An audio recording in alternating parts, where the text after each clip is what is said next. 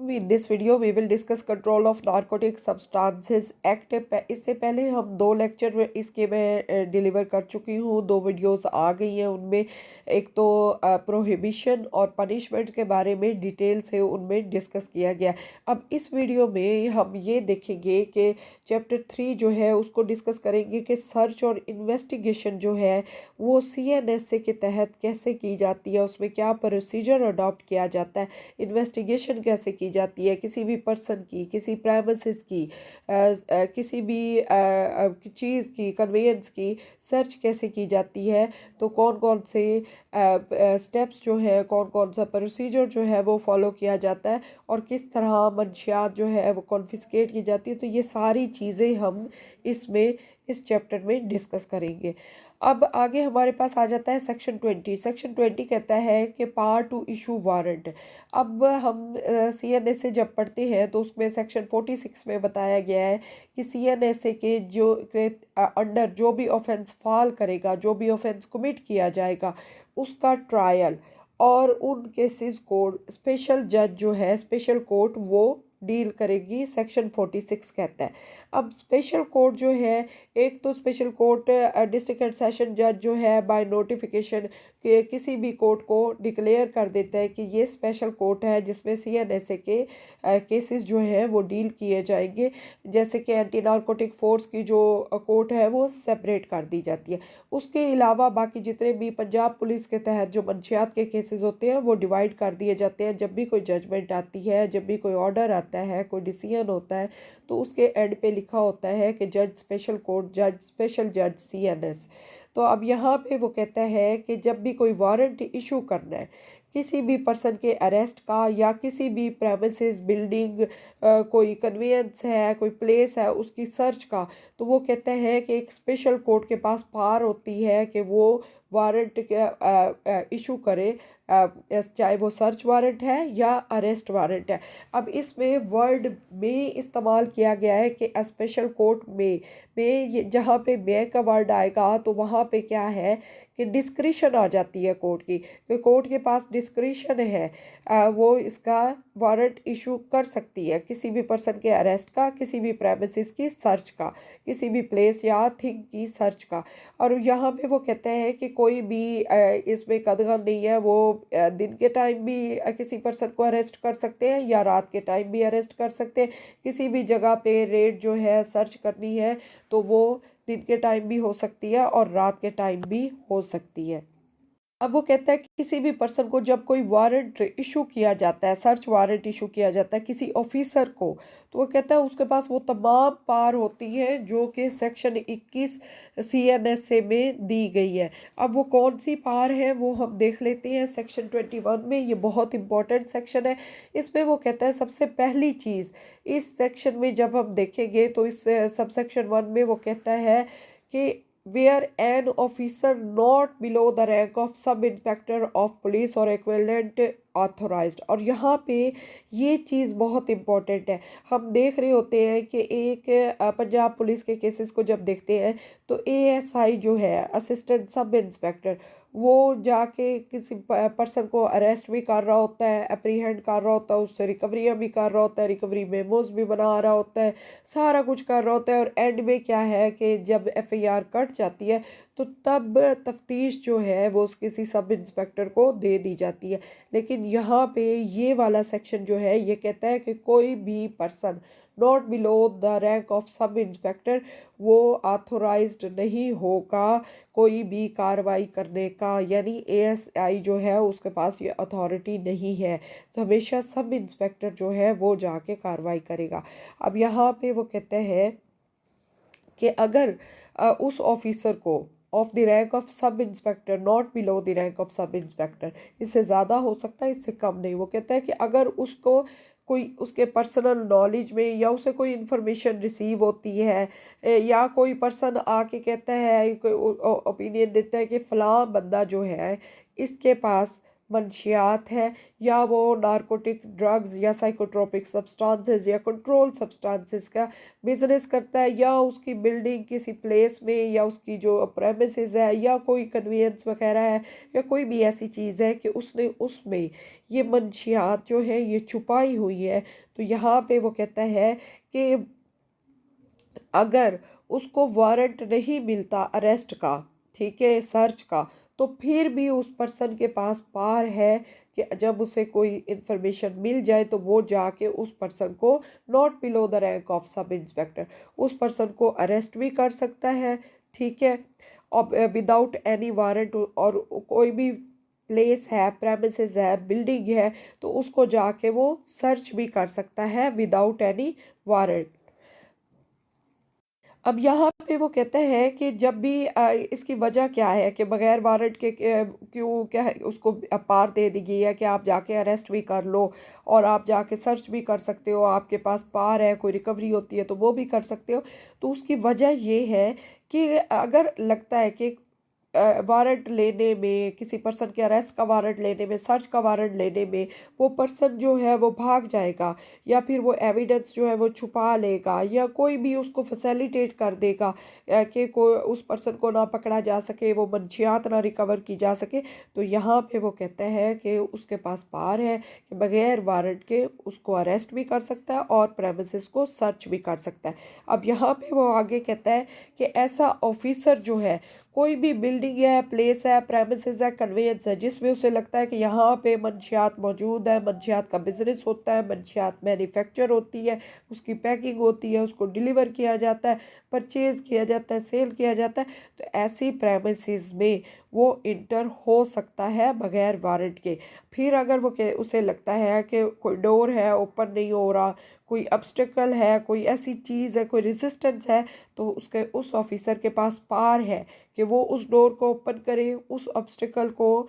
Remove करे और जाके अपनी कार्रवाई करे। फिर आगे वो कहता है कि अगर कोई नारकोटिक ड्रग, साइकोट्रोपिक सब्सटेंस या कोई भी ऐसी चीज़ मिल जाती है या कोई डॉक्यूमेंट होता है या कोई भी ऐसी एविडेंस मिलती है, तो फिर उस ऑफिसर के पास पार है कि वो इन तमाम चीज़ों को सीज कर सकता है, ठीक है।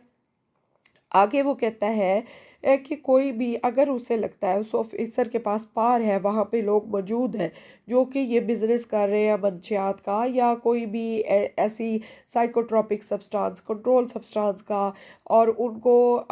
मतलब उनके पास ऐसी चीज़ें मिल जाती है, सफिशेंट एविडेंस कलेक्ट हो जाती है, तो फिर उस ऑफिसर के पास पार है कि वो उस पर्सन को डिटेन करे, उसकी सर्च करे, उसको अरेस्ट करे। ये तमाम पार इस ऑफिसर को दे दी जाती है। पहली क्या है कि उस किसी भी बिल्डिंग, प्लेस, प्रेमिसेस और कन्वेंस में वो इंटर हो सकता है। दूसरी, वो अगर कोई ऑब्स्टिकल है, कोई दरवाज़ा है, कोई खिड़की है, कोई चीज़ आगे रोकी गई है, तो वो उन सबको तोड़ के अंदर जा सकता है। तीसरी, वो ऐसी तमाम मंशियात, साइकोट्रोपिक सब्सटेंस, मैन्युफैक्चरिंग करने वाले टूल, मटेरियल, आर्टिकल, मशीनरी, जो भी चीज़ें यूज़ हो रही है, कोई एविडेंस मौजूद है, कोई डॉक्यूमेंट है, कोई भी चीज़ relating to narcotic drug, psychotropic substance और कंट्रोल सब्सटेंसेस है, तो उनको सीज कर सकता है और ऐसे अफराद को जो इन सब चीज़ों में इन्वॉल्व है उनको डिटेन कर सकता है, सर्च कर सकता है और अरेस्ट कर सकता है।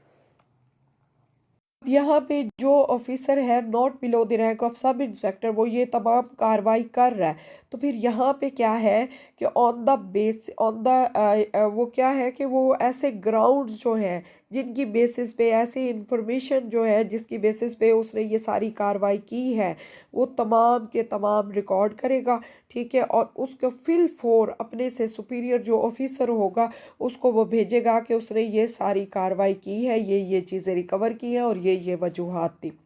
अच्छा जी, सेक्शन 22 हमारे पास आ गया है, part 2, seizure and arrest in public places. अब पब्लिक प्लेसेस जो है उस पर किस तरह कार्रवाई करनी है वो बताई गई है। An officer authorized under section 21 यहाँ पे फिर कहा गया है, और हम ये कॉमन प्रैक्टिस देख रहे हैं पंजाब पुलिस के एक ASI लेवल का बंदा उठ के किसी भी पर्सन को अरेस्ट कर रहा होता है, उसको सर्च कर रहा होता है, उसके घर घुस जाते हैं, तो ये सारी कार्रवाई अमल में लाई जा रही है, जबकि CNSA यहाँ पे कहता है कि not below the rank of sub inspector. तो वहीं पे वो बात कर रहा है कि an officer authorized under section 21, वही not below the rank of sub inspector, वो क्या कर सकता है, कोई भी पब्लिक प्लेस है जहाँ पे उसको बिलीव है कि कोई नार्कोटिक ड्रग, साइकोट्रोपिक सब्सटेंस या कंट्रोल सब्सटेंस है जो है, या कोई भी ऐसा ऑफेंस वहाँ पे कमिट हो रहा है, ठीक है, ये कोई आर्टिकल वहाँ पे यूज़ हो रहे हैं या कोई डॉक्यूमेंट मौजूद है, कोई भी ऐसी चीज़ है, तो फिर क्या है कि वो ऑफिसर ऐसी तमाम पब्लिक प्लेसेस पे को सीज़ भी कर सकता है, ठीक है, वहाँ पे जाके अपनी कार्रवाई कर सकता है। कोई भी पर्सन जो है जो ये सारे ऑफेंस कमिट कर रहा है, तो अनलॉफुल तरीके से कोई नारकोटिक को पोजेस करता है, जैसे कि हम देखते हैं कि पार्क में खड़ा होकर कोई बंदा मंशियात बेच रहा है या सड़क किनारे बेच रहा है, या उसने किसी से डीलिंग की है, कांटेक्ट किया है कि आप फलां जगह पहुंच जाना तो मैं आपको दूंगा, या गाड़ी में लेके जा रहा है और आप एक जगह से दूसरी जगह मोटरसाइकिल पे, रिक्शे पे, डिफरेंट मोड्स होते हैं मंशियात को डिलीवर करने के। तो ये तमाम अगर कोई ऐसी जगह है, ऐसी पब्लिक प्लेसेस, ऐसी प्रेमिसेस या फिर ऐसी कोई कन्वेंस वगैरह है, तो इस ऑफिसर के पास अथॉरिटी है कि वो उस पब्लिक प्लेस को सीज़ करे, उस पर्सन को अरेस्ट करे, डिटेन करे, उसको सर्च करे जो ये अनलॉफुल एक्टिविटीज़ कर रहा है। अब यहाँ पे वो कहता है कि जब पब्लिक प्लेस का वर्ड आया आगे एक्सप्लेनेशन में कह रहा है कि इसमें वो कहता है पब्लिक प्लेस में पब्लिक कन्वेंस भी आ जाती है, बसेस वगैरह हो गई, गाड़ियाँ हो गई, अच्छा कोई भी एयरप्लेन्स जो है हमारे एरोप्लेन्स वो आ गए, अच्छा उसके अलावा हमारी ट्रेन्स आ गई, तो यह सारी चीज़ें, होटल आ गए, शॉप्स आ गई, कोई दूसरी प्लेसेस जो है वो आ गई जिन जिन तक पब्लिक की एक्सेस है, तो वो तमाम पब्लिक प्लेसेस की डेफिनेशन में फॉल करेंगे। नेक्स्ट वो सेक्शन 23 है, part two stop and search conveyance. यहाँ पे वो कहता है कि अब एक ऑफिसर जो है रेफर टू इन सेक्शन 19,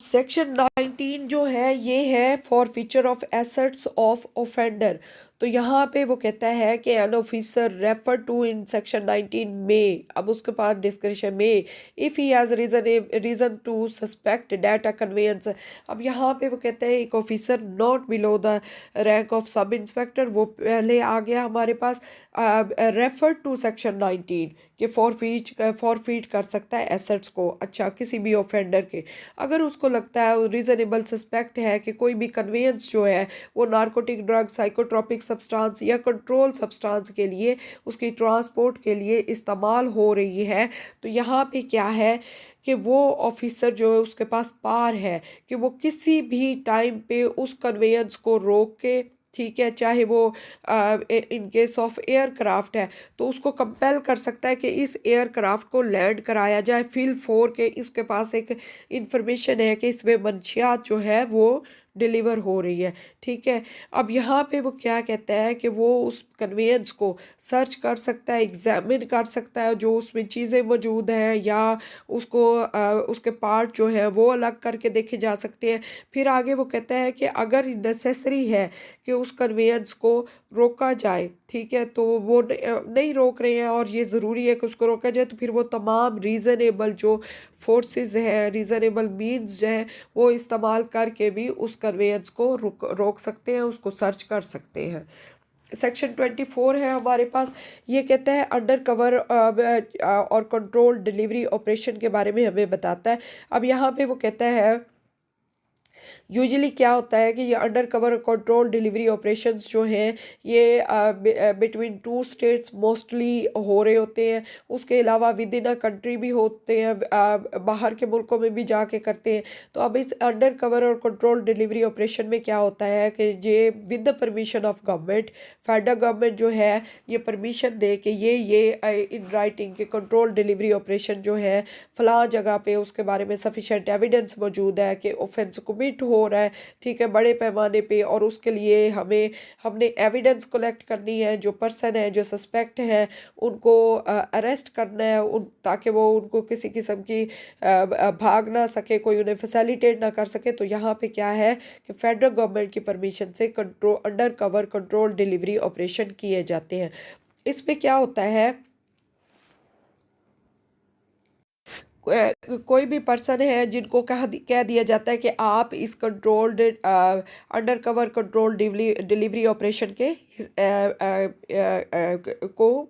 करेंगे, इसमें इंगेज होंगे, तो वहाँ पे क्या है कि with the permission of federal government उन पर्सनस को इंगेज कर लिया जाता है। कोई भी ऐसे पर्सन जो सस्पेक्ट होते हैं या उनकी आइडेंटिटी मशकूक होती है और पता होता है कि जी इंफॉर्मेशन मिलती है कि यहाँ से जो मंशियात है ये इसकी स्मगलिंग हो रही है या ये डिलीवर हो रही है या सेल परचेज हो रही है बड़े पैमाने पे, तो वो पर्सन क्या करते हैं कि वो जाकर उन लोगों के साथ मिल जाते हैं, ठीक है, उनसे सेल परचेज करते हैं, उनसे ख़रीदारी करते हैं। और फेडरल गवर्नमेंट जो है ऐसे तमाम ऑपरेशंस में उन जो भी कन्वेंस आ रही है उनको अलाउ कर देते हैं, उनको परमिशन दे देते हैं, मतलब खुफिया तौर पे उनको परमिशन तो होती है लेकिन ज़ाहिरी तौर पे नहीं बता रहे होते कि वो बॉर्डर पार आ जा सकते हैं, एक जगह से दूसरी जगह आ जा सकते हैं। उनको उनकी कन्वेंस को पाकिस्तान में इंटर होने की इजाज़त भी दे देते हैं, पाकिस्तान से बाहर जाने की भी इजाज़त भी दे देते हैं। उसके अलावा क्या है कि मंशियात की जो लेन देन है वो भी अलाउ होती है। और इसमें क्या होता है कि वो पर्सन जो ये ऑपरेशन कर रहे होते हैं वो उनके साथ मिल के ये तमाम कार्रवाई करवाते हैं। जो ट्रैकिंग डिवाइसेस हैं वो इंस्टॉल किए जाते हैं ताकि बड़े पैमाने पे इन लोगों को पकड़ा जा सके और जो मंशियात होती है, जो ट्रैफिकिंग हो रही होती है ड्रग्स की, उनको कंट्रोल किया जा सके, उनको पकड़ा जा सके। तो इसमें वो कहते हैं कि जो भी पर्सन ऐसे तमाम अंडर कवर ऑपरेशंस में या ऐसे कंट्रोल डिलीवरी ऑपरेशंस में हिस्सा लेते हैं उनमें किसी किस्म की कोई क्रिमिनल लाइबिलिटी नहीं होती, कि जो इसमें पार्टिसिपेट कर रहे होते हैं और बाद में ये पकड़वाते हैं वो अंडर कवर होते हैं, गवर्नमेंट के परमिशन से होते हैं, तो उनको उनके अगेंस्ट कोई भी क्रिमिनल कार्रवाई नहीं की जाएगी। लेकिन उनके थ्रू जो पर्सन जो है वो पकड़े जाते हैं, जो मंशियात पकड़ी जाती है, तो फिर वो अकॉर्डिंग टू लॉ उन्हें ट्रीट किया जाता है। सेक्शन 25 है हमारे पास, mode of making search and arrest. इसमें वो कहता है, ये बहुत इंपॉर्टेंट सेक्शन है सेक्शन 25। अब यहाँ पे वो कहता है कि जब किसी भी पर्सन को अरेस्ट करना है या सर्च करना है, तो वो कहता है सेक्शन ये कोड ऑफ क्रिमिनल प्रोसीजर 1898 जो है उसके तहत उस पर्सन को अरेस्ट किया जाएगा, उस जगह को सर्च किया जाएगा, जो भी उसमें तरीका बताया वो एज इट इज़ एप्लीकेबल होगा एक्सेप्ट सेक्शन 103। अब अरेस्ट और सीजर और सर्च का जो तरीका है वो हमारे पास डिटेल में CRPC में डिस्कस किया गया। उसके लिए मैं एक अलग वीडियो बनाऊंगी, आप भी जाके वहाँ how to make arrest of a person और विद वारंट और विदाउट वारंट वो भी आप देख लीजिएगा। उसके अलावा CRPC में कि किसी भी प्रेमिसेस की सर्च कैसे करनी है, पर्सन की सर्च कैसे करनी है, वो भी देख लेनी। अब सेक्शन 103 जो है इसकी एक्सेप्शन दी गई है। 103 क्या है, ये ऐसा सेक्शन है कि जिसमें कहते हैं कि किसी भी पर्सन को सर्च कर रहे हो, कोई रिकवरी कर रहे हो, तो वहाँ पे प्राइवेट गवाह जो है उनका होना, उनको मौजूद होना ज़रूरी है। लेकिन इस सेक्शन 103 के सब सेक्शन 2 जो है उसके तहत रिकवरी मेमोज भी बन रहे होते हैं, तो यहाँ पे एक्सेप्शन दे देते हैं कि सेक्शन 103 की, कि अगर प्राइवेट गवाह नहीं है, ठीक है, तो पुलिस वाले जो हैं उनको भी गवाह बनाया जाता है। अब जितने भी मंशियात के केसेस होंगे उनमें आप देख सकते हैं कि कोई भी प्राइवेट गवाह नहीं होता, उसमें सारे पुलिस ऑफिशियल्स होते हैं। सेक्शन 26 है हमारे पास, punishment for vexatious entry search seizure and arrest. अब सेक्शन 26 बहुत इंपॉर्टेंट सेक्शन है। ये कहता है कि कोई भी पर्सन, कोई भी ऑफिसर एम्पावर्ड अंडर सेक्शन 20 और 21 not below the rank of sub inspector, अब वो बगैर किसी रीज़नेबल ग्राउंड के, बगैर सस्पिशन के किसी भी प्लेस में, किसी प्राइमिसेस में, किसी कन्वेंस में वो इंटर हो जाता है, ठीक है, वहाँ पे सर्च करना शुरू कर देता है, जस्ट ट्रबल मेकिंग करता है लोगों को, और उसके पास कोई इन्फॉर्मेशन नहीं होती, जस्ट वो अपनी पार जो है उनको गलत तरीके से वो एग्जीक्यूट कर रहा होता है। तो यहाँ पे क्या है, वो कहते हैं कि ऐसे तमाम अननेसेसरी सीजर जो होगा, जो भी अब जिनमें या कोई सर्च होगी जिनमें कोई भी नारकोटिक ड्रग, साइकोट्रोपिक सब्सटेंस या कंट्रोल सब्सटेंस नहीं मिलती, तो यहाँ पे उस ऑफिसर को वो कहते हैं कि ऐसा ऑफिसर जो इस तरह की एक्टिविटीज़ करता है तो उसको 3 साल तक सज़ा हो सकती है और उसके साथ उसे जुर्माना भी हो सकता है। लेकिन ये जो कि 25 ₹1000 तक हो सकता है। लेकिन यहाँ पे देखा गया है कि कॉमन प्रैक्टिस है, पुलिस जो है, पंजाब पुलिस, वो जाके पर्सन्स को जिनके पास से कोई चीज़ बरामद भी नहीं होती, तो उन लोगों से वो उन पे केसेस वगैरह डाल रहे होते हैं, वो बाद में बरी भी हो जाते हैं, क्विट भी हो जाते हैं, तो उसके बावजूद भी उनके खिलाफ किसी किस्म की कार्रवाई नहीं होती। लेकिन सेक्शन 26 कहता है कि ऐसे तमाम ऑफिसर्स के खिलाफ कार्रवाई होनी है। अच्छा, नेक्स्ट हमारे पास आ गया सेक्शन 27। इसमें वो कहता है disposal of persons arrested and article seized. इसमें वो कहता है हर पर्सन जिसको अरेस्ट किया जाएगा, जो भी आर्टिकल सीज किया जाएगा, चाहे वो कोई आर्टिकल मतलब कोई कन्वेंस है, कोई मंशियात बरामद हुई है, कुछ भी है, तो वो कहता है कि ये जो पर्सन वारंट इशू करेगा, यानी कोर्ट वारंट इशू कर रही है, तो वो यहाँ पे वो कहता है कि उस कोर्ट के सामने उस पर्सन को, उस आर्टिकल को जो सीज किया जाएगा, उनको पेश किया जाएगा। कॉमन प्रैक्टिस हम ये देख रहे होते हैं कि जब भी कोई मंशियात के केसेस में मुलजिम को, किसी को पकड़ा जाता है, तो वहाँ पे क्या करते हैं कि उसको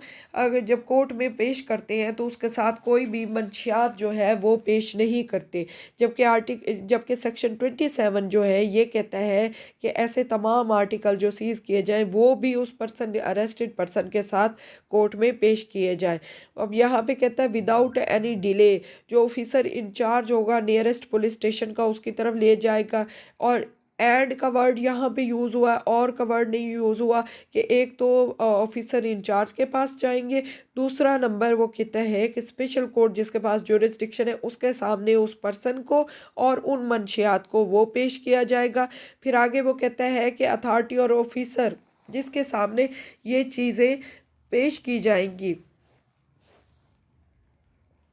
वो पर्सन, वो अथॉरिटी जो है अकॉर्डिंग टू लॉ, जो भी स्पेशल जो भी मेयर्स होंगे, वो जो प्रोसीजर दिया गया होगा उसको फॉलो करेगा, उसके अकॉर्डिंग उस पर्सन को और उन आर्टिकल्स को डील करेगा। अब सेक्शन 27 जो है, क्योंकि हम पढ़ के नहीं आए होते, हमें पता नहीं है, जब हम प्रैक्टिस कर रहे होते हैं तो हम इन चीज़ों को भूल जाते हैं कि 27 कहता है कि जब भी किसी पर्सन को अरेस्ट करो, जो भी आर्टिकल सीज करो, तो उस पर्सन को जब पेश करोगे मजिस्ट्रेट के सामने, जो या कोर्ट के सामने, स्पेशल कोर्ट के सामने, जो ये वारंट इशू कर रहे होते हैं, तो उनके साथ ये तमाम आर्टिकल पेश करना भी ज़रूरी होता है।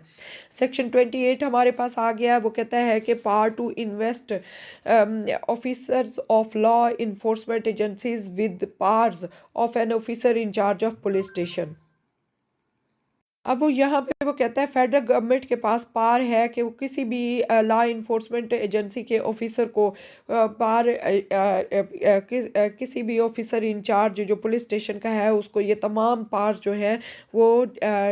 उसको इन्वेस्ट कर दे, उसको दे दे। आगे हमारे पास आ जाता है सेक्शन 29। ये बहुत इंपॉर्टेंट सेक्शन है बर्डन ऑफ प्रूफ के बारे में, और हमेशा इसको गलत, इसकी इंटरप्रिटेशन करके कोर्ट में इसको डील किया जाता है। इसको लेके आगे चलते हैं प्रोसिक्यूटर साहिबान के बर्डन ऑफ प्रूफ जो है वो एक्यूज पे है। अब यहाँ पे हम देखेंगे कि सेक्शन 29 जो है ये कहता है presumption from possession of illicit articles. अब जो भी आर्टिकल रिकवर हुए हैं, कोई नार्कोटिक ड्रग है, साइकोट्रोपिक सब्सटेंस है, कंट्रोल सब्सटेंस है, कैनबिस, कोका, पोपियम, ओपियम पॉपी प्लांट्स, कोई भी ऐसी चीज़ें, कोई अपरेटस है, कोई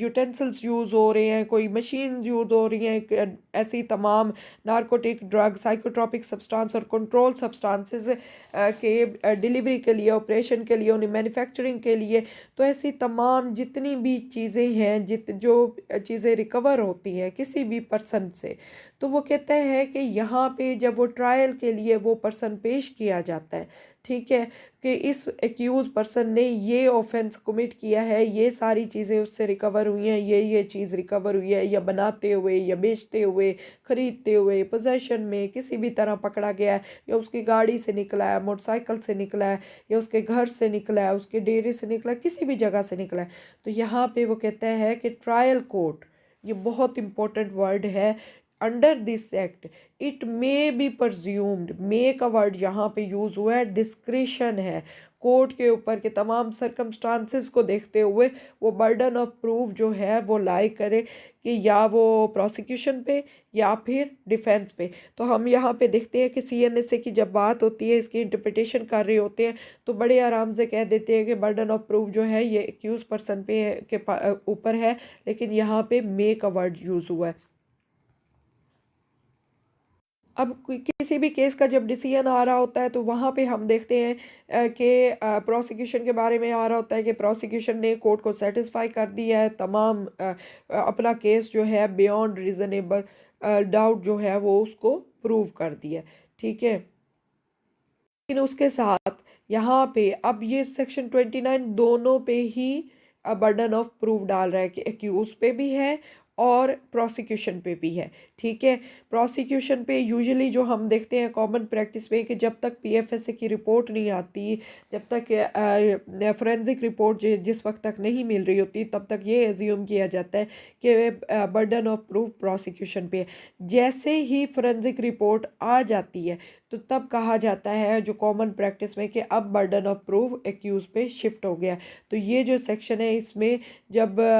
कॉमन प्रैक्टिस में हम देख रहे होते हैं कि प्रोसिक्यूटर बड़े आराम से कह देते हैं कि जी burden of proof accused person पे है, नहीं दोनों पे ही बर्डन ऑफ प्रूफ होता है। मे का वर्ड यूज़ हुआ है, शेल का वर्ड यूज़ नहीं हुआ कि एक्यूज पर्सन जो है वो लाजमी कोर्ट को सेटिस्फाई करेगा कि ये चीज़ें मेरी नहीं है, प्रोसिक्यूशन कुछ नहीं करेगी। यहाँ पे दोनों के ऊपर बर्डन ऑफ प्रूफ है। सेक्शन 30 हमारे पास आ जाता है presumption as to documents in certain cases. इसमें वो कहता है कि अगर कोई ऐसे केसेस है, ऐसा कोई ड्यूरिंग इन्वेस्टिगेशन पता चलता है कि कोई ऑफेंस कमिट हुआ है और उसमें कोई डॉक्यूमेंट्स मिली हैं, कोई ऐसी एविडेंस मिली है in the form of document या किसी पर्सन की हैंड राइटिंग है, कोई ऐसी चीज़ है, तो यहाँ पे वो कहता है कि स्पेशल कोर्ट जो है शेल, यहाँ पे अब शेल का वर्ड यूज़ हुआ है कि वो प्रज्यूम करेगी कि ये डॉक्यूमेंट जो है जिस पर्सन की राइटिंग आ रही है कि ये उसी ने ही लिखा है, अनटिल एंड अनलेस वो पर्सन प्रूव करे कि ये डॉक्यूमेंट मैंने नहीं लिखा, ये राइटिंग मेरी नहीं है या मुझे इसमें फ्रेम किया गया है। और ऐसा कोई भी डॉक्यूमेंट्स होता है तो पेश किया जाता है कोर्ट में, कोई ड्यूरिंग इन्वेस्टिगेशन आता है तो वो कोर्ट उसको एडमिट करेगी एज ए एविडेंस और फाइंड आउट किया जाएगा कि आया ये डॉक्यूमेंट जो है ये सच्चाई पर मबनी भी है या झूठा है या फ्रेम किया गया है। आगे हमारे पास आ जाता है section 31 part two call for information. अब इसमें वो कहता है कि an officer authorized under section 21। अब सेक्शन 21 फिर मैं आपको यही बात बता रही हूँ कि not below the rank of sub inspector, not below the rank of sub inspector का वर्ड है सेक्शन 21 में। और जितनी भी पार किसी ऑफिसर के पास आती है अंडर दिस एक्ट, कोई भी कार्रवाई करता है वो ऑफिसर सेक्शन 21 के तहत उसको ये पावर इन्वेस्ट की जाती है और उसमें not below the rank of sub inspector है। अब यहाँ पे वो कहता है कि an officer authorized under section 21, तो during the course of investigation क्या है कि वो किसी भी पर्सन को बुला सकता है कोई इन्फॉर्मेशन लेने के लिए, किसी भी पर्पस के लिए कि आए वो आकर उस ऑफिसर के सामने पेश हो, उसको सेटिस्फाई करे। सपोज हमारे पास अगर एक गाड़ी में से मंशियात रिकवर हुई है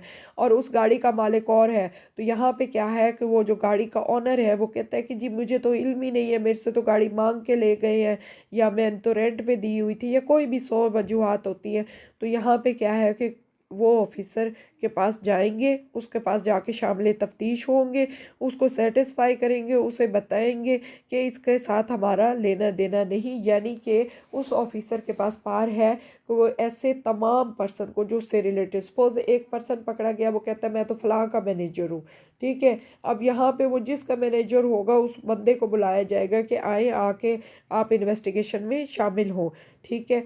अब आगे वो कहता है कि इस ऑफिसर के पास पार है ठीक है, वो किसी भी पर्सन को बुला सकता है कि कोई भी डॉक्यूमेंट उसे लगता है कि ये ड्यूरिंग इन्वेस्टिगेशन ये यूज़फुल होगा या केस के साथ रिलेटेड है, कि वो आके ये डॉक्यूमेंट प्रोड्यूस करे, वो उसको दिखाए। किसी भी पर्सन को एग्जामिन कर सकता है जो कि ऐसे तमाम सर्कमस्टांसेस या कोई भी केस है उससे रिलेटेड है, उनको एग्जामिन कर सकता है। या अगर कोई फाइनेंशियल बैंक की कोई रिपोर्ट चाहिए, कोई फाइनेंशियल इंस्टीट्यूशन से कोई रिपोर्ट चाहिए, तो वो उनको लिख के उससे रिपोर्ट भी मंगवा सकता है। अब हम जब देख रहे होते हैं कि जब भी आते हैं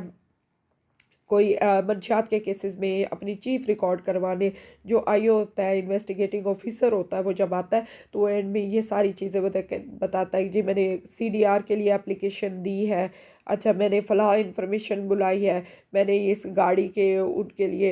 एक्साइज वालों को लिखा है, मैंने इसका प्रीवियस क्रिमिनल रिकॉर्ड मांगा है, मैंने फ़लाँ बंदे को तलब किया, फ़लाँ बंदे को तलब किया। तो ये सारी पार जो उसके पास है, ये अंडर सेक्शन 31 उसके पास पार होती है कि कोई भी इंफॉर्मेशन वो ले सकता है। नेक्स्ट हमारे पास आ गया सेक्शन 32, बहुत इंपॉर्टेंट सेक्शन है। इसमें वो कहता है कि ऐसे तमाम आर्टिकल्स जो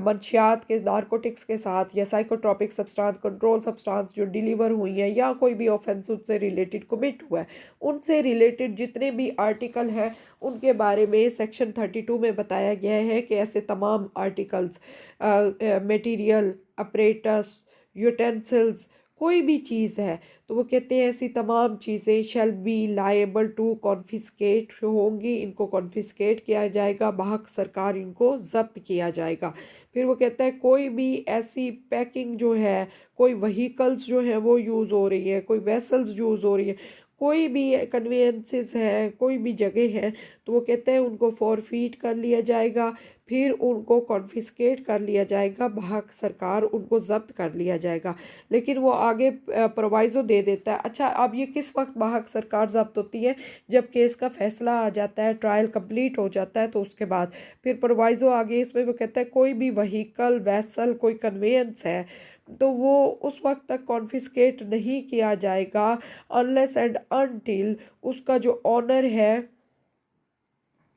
उसके अगेंस्ट प्रूव हो जाए कि वो जो ऑफेंस कमिट किया गया है उसके बारे में उसे पूरी इंफॉर्मेशन थी, वो जानता था कि उसकी व्हीकल, उसके वैसल जो है वो, या उसकी कन्वेंस, या कोई भी उसके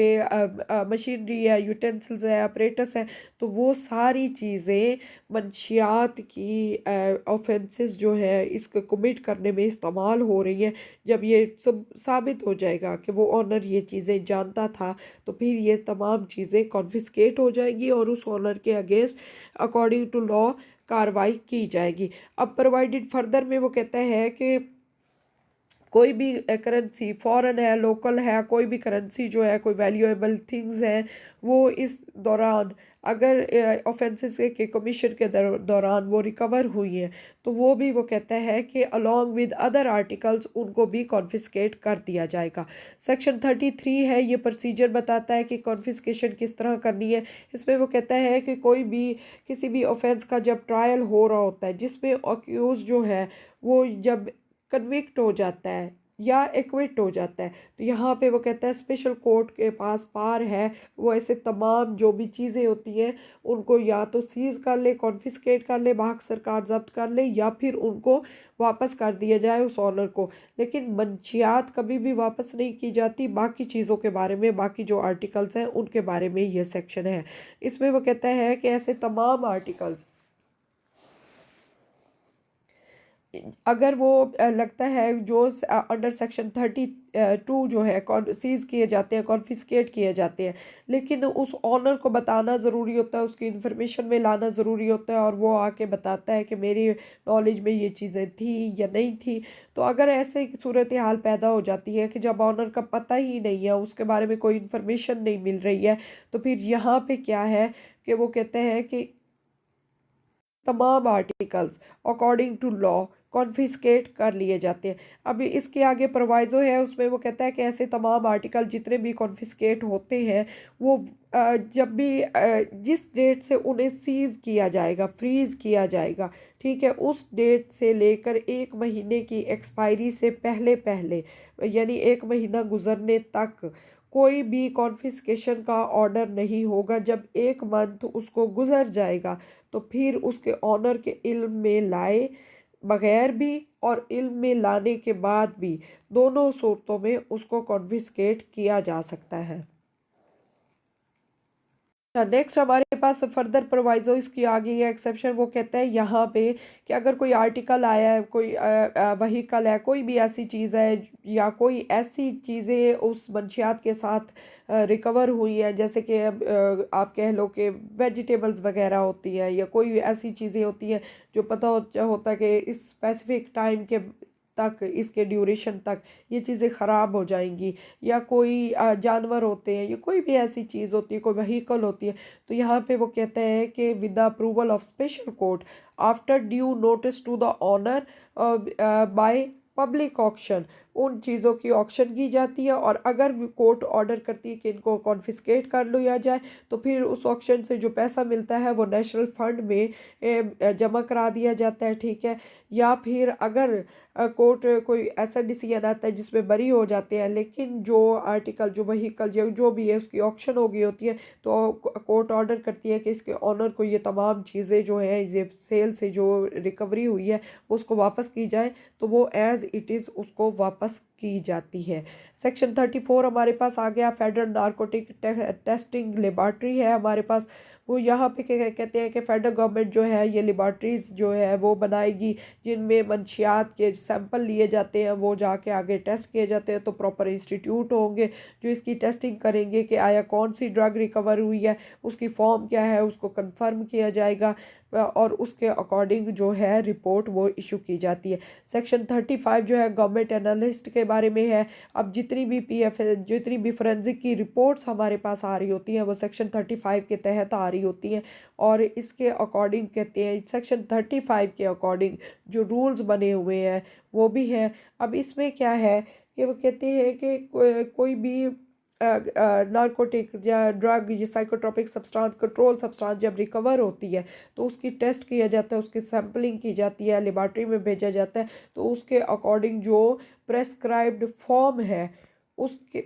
उन लेबॉर्ट्रीज़ में उसकी सैम्पलिंग की जाती है। सेक्शन 36 के अकॉर्डिंग के एक फॉर्म दिया जाता है, प्रेस्क्राइब फॉर्म, एक डॉक्यूमेंट होता है, उस पर पूरी डिटेल लिखी जाती है कि कौन कौन से टेस्ट अप्लाई हुए हैं, उसका क्या नतीजा आया, कितनी देर में टेस्ट अप्लाई हुए हैं, और फिर उस रिपोर्ट के बाद जो एनालिस्ट होते हैं उनके सिग्नेचर वगैरह लेके वो रिपोर्ट प्रॉपर बनाकर कोर्ट में पेश की जाती है, जो एज ए एविडेंस एडमिजिबल होती है, as a form without any formal proof. यानी कोई पर्सन जो उसको बनाने वाला है, केमिकल एनालिस्ट है, वो अगर कोर्ट में ना भी आए तो वो document as it is admissible होता है। So this is end of my video. Please subscribe my channel. Thank you so much. अल्लाह हाफिज़।